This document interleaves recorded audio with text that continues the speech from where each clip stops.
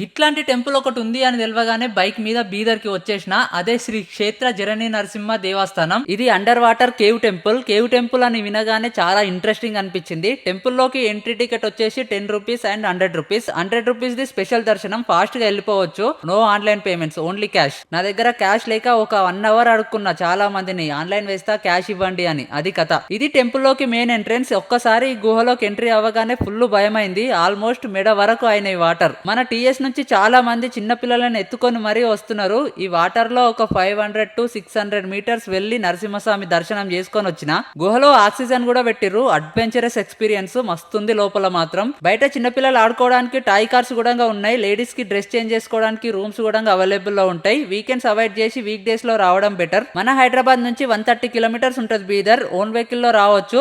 And Karnataka RTC, Telangana RTC కూడా వికారాబాద్, తాండూర్, పటాన్చేరు, సంగారెడ్డి, హైదరాబాద్ నుంచి ఉంటాయి.